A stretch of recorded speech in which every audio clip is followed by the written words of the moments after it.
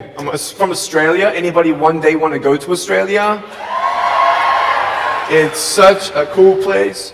And I now live in LA. I'm a Southern California boy. So I only live about 4 hours from here. And today I'm going to tell you, man, I love freaking people out. One day I'm in a car. I'm in the front seat. I'm not driving, of course. Can you imagine if I'm driving a car? They reckon they can put a joystick, that thing that controls my wheelchair, we can put that in a car. Like, how fully sick is that?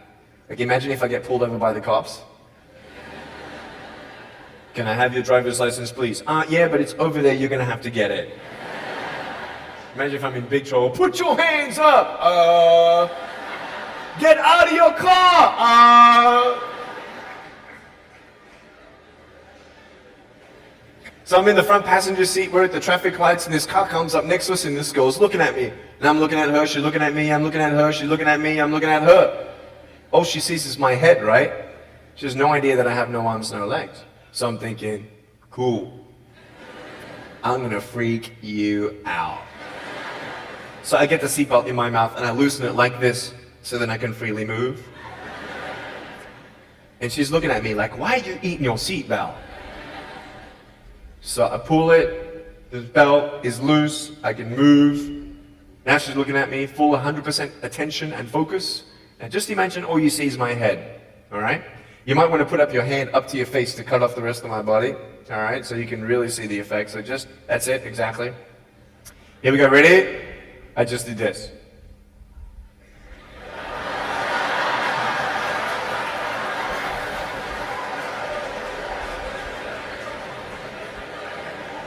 And her face, man, she was like, she nearly ran the red light, man. It was so good.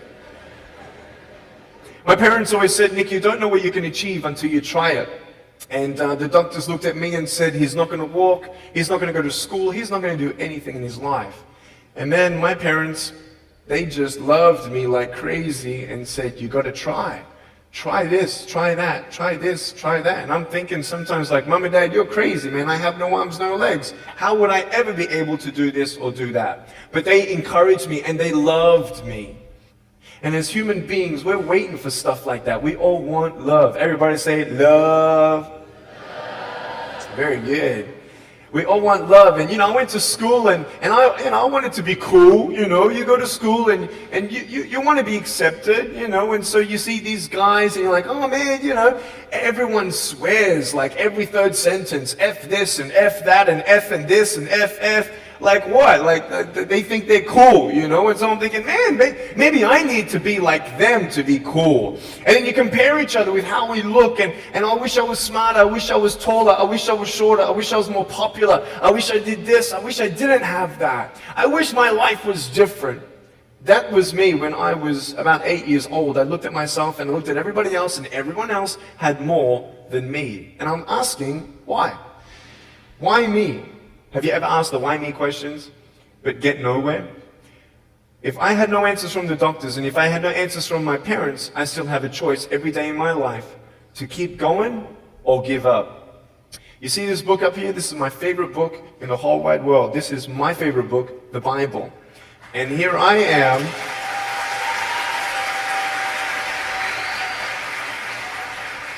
And here I am, and for me, that's my full potential in all that I can be here on earth. And so encouragement takes me closer to all that I can be, and discouragement takes me away. You see, it only takes 3 seconds for someone to tease me when I was at school and just say, hey, you're ugly. You can't do this and you can't do that. And some of you thinking like, man, seriously?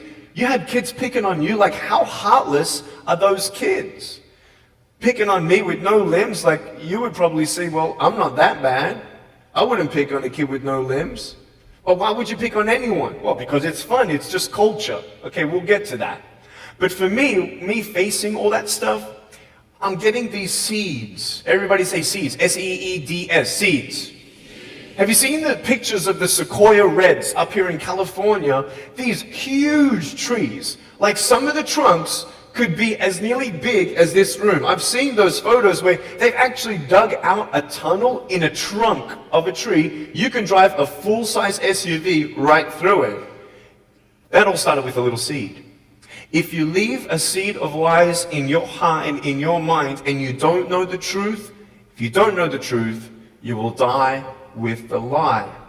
I started dying because I started believing what I was told. I want you to know the three things that I needed to come to in my life is the truth of my value, the truth of my purpose, and the truth of my destiny. I want you to know something. In our mind, we put ourselves down all the time. I want to ask you today, do you think I'm cool enough to be your friend? But I don't swear, I don't use the F-bomb. Am I still cool enough to be your friend? But I don't tease people. Am I still cool enough to be your friend? But I have no arms, no legs. Seriously.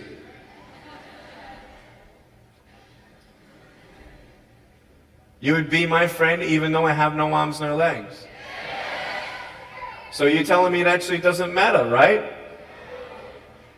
If it actually doesn't matter for how we look, then why do we tease each other for how we look if it actually doesn't matter? Why is it that we look ourselves in the mirror and we see ourselves, well, we're having fun. Oh yeah, man, we're just part of culture, man. There were 12 people one day teased me, taking me away from my hope. 12, 11, 10, 9, 8, 7, 6, 5, 4, 3, 2, 1. Don't worry, I won't fall off because if I did, I'll break my arm.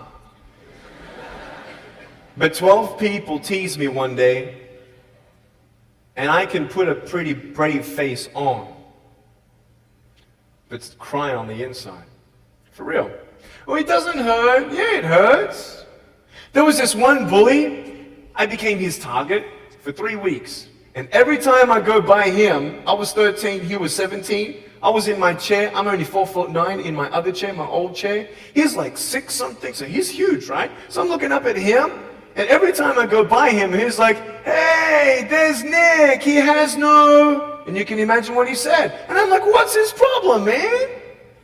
So I tried to avoid him, and I was so embarrassed. He would say it really loud, and everybody would be looking, and some would be laughing. I'm like, what is this guy's problem, man? So one day, after 3 weeks, I went up to him, and I said, hey. He's like, hey. I said, can you please stop it? He said, stop what? I said, stop teasing me. He said, what are you talking about? I said, every time I walk by, you say that stuff. He's like, what stuff? He didn't know how to take me on. So I'm looking at him and said, no, man.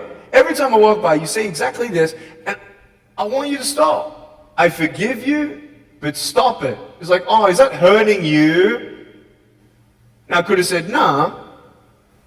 Or I could have said, yeah. It takes a level of humility to actually say, actually, I don't like that. It's killing me. And I said, yeah, it's hurting me. He said, all right, I'm sorry, man. I was just, playing around. He said, give me a hug. He said, what? I said, give me a hug. He was like, all right. So I gave him a hug. I'm a hugging machine. We made the Guinness Book of World Records. 1,749 hugs in 1 year. We did it last year. My arms fell off, all right? The scary thing about hugging so many people is that anyone can just pick me up and take me home, all right? Like, what am I going to do? Like, hit him or something? It's like pretty mean headbutt, right? I want you to know that you might be playing around. I could pretty much say that 98% of you have teased someone in your life. I tried to commit suicide because of people who thought they were having fun, not knowing the hell that I was going through. The people you're teasing, what if the person you're teasing is the person who's thinking of committing suicide? What if the person you're teasing is the one who's tried to commit suicide, who hates their life because of you? You don't know if the person you are teasing is the son or daughter of a drunk at home getting abused. And all they need is someone like you to keep on pushing them this way. We need hope. So find something else to do. Find positive things in your own life. I don't care about how you look. I will never, ever, ever tease you. I will never tease you. I could tease you. I could be tough. People thinking that bullying is tough. It ain't tough. My wheelchair, this is tough. This thing, man. I'll tell you something. You ready? This wheelchair. This thing's so tough. When my friend built this for me, he said, "You're gonna love it." I said, "What, does it go fast?" He said, "No, but it's tough." And I said, "Well, what do you mean?" He said, "You'll find out." The torque in these motors at the bottom, at the back, this thing, if someone's holding it, I'm telling you, it can go 90 degrees. I went 80 degrees up, all right? Someone's holding me to make sure I don't tip back. My wife, she loves shopping with me because she just jumps on the back and we go shopping. Like, she just shops and shops because she doesn't drop, right? We just go and do it. It's fun. Now, what I tried one day to do, you'll never believe me, maybe you will, just know that every word that comes out of my mouth is not an exaggeration. One day, I needed to move a car. So I got my wife to put my car, my 66 Chevelle, in neutral. It's a 2.5-ton car, and I backed it back with this thing. Just like this, like nothing. This thing is tough. Guess what? The definition of tough means it's strong. To show your strength, you need to do something that's difficult. I would sound so stupid if I said, "Hey guys, I got a Matchbox car one day, and I got some fishing line, and I towed that Matchbox car all around all day. How tough is my BMW?" That's stupid. That's the same thing with bullying. You think you're tough? You're trying to show your strength? That's not your strength. Let me come back in 10 years and let me get anyone have a 3-year-old nephew? Anybody have a 3-year-old nephew? Cool, put your hands down. I will get any one of your 3-year-old nephews, bring them tomorrow night at where I'm speaking, and we're going to put him up on stage and let me show you how tough I am. We'll get your 3-year-old nephew and we'll put him up here on the table and let me tease him. Let me show you how tough I am. That's what you are. I could pick on you, you biggest bullies. I could pick on anything you like. Any singer, any music that you like, I could tease you. I could tease your family. I could tease your friends. I could tease about the movies that you think are really cool. I could tease anything about you. I could tease you about your nose, your eyes, your teeth, your chin, your hair, your ears, your elbows, your knees, your whatever, man. I can tease you about anything. It ain't hard, just like you can tease me. You want to know what tough is? Go to the people you teased and say sorry. You want to know what tough is? Go up to the people who still tease you and say, "Hey, stop it. I forgive you, but please stop it." That's tough. I want you to know something, the truth of who you are. I don't care what job you get. I don't care. I don't care how smart you are, everyone. I don't care. I don't care. I love you and I believe in you. I don't care if you end up being a janitor in this school. I'll tell you why. Because the janitor in my high school inspired me to be a speaker. He changed my life. He said, "You should be a speaker." You know what I said? "You're crazy." He said, "No, really, you need to be a speaker." I said, "Stop it, man." 4 months later, he twisted my arm, and I said, "Yes." I spoke in front of 10 people, then another 10, then another 10, then I found myself in front of 300 sophomore students. And 3 minutes into my speech, half the girls were crying, and one girl in the middle of the room started weeping. And she put up her hand and she said, "I'm so sorry. Can I come up there and give you a hug?" And in front of everybody, she came up and she hugged me and she cried on my shoulder and she whispered in this ear, "Thank you, thank you, thank you. No one's ever told me that they love me. No one's ever told me that I'm beautiful the way that I am." It was because my parents told me that I was beautiful that I'm still here. Some of you don't have those parents, and that's why I'm here. I love you, and you're beautiful just the way you are. Never, ever give up.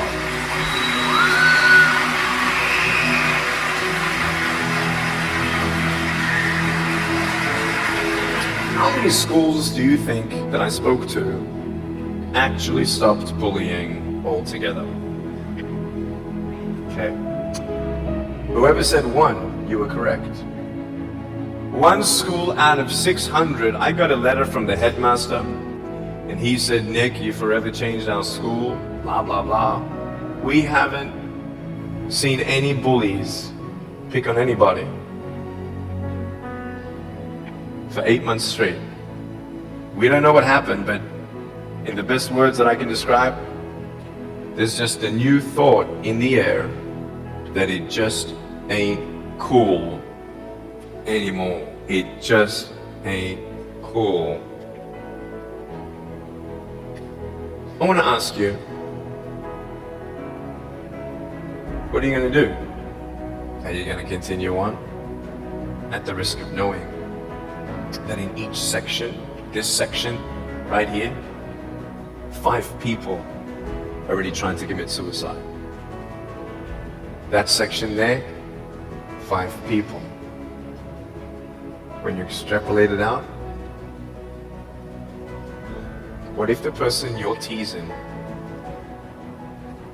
is one of those? And you have no idea. Would you find something else to do? So, the change is up to you. If you want to see more love in your school, be love. If 50% of the school come together and say, you know what, it just ain't cool anymore, the people who think it's still cool, every time they look down upon you, I want you to imagine my face looking at you. Because I'm telling you, everyone you're teasing is my brother and my sister. And you're my brother and you're my sister. And I'm asking you to stop. Love yourself a bit more. Love each other a lot more.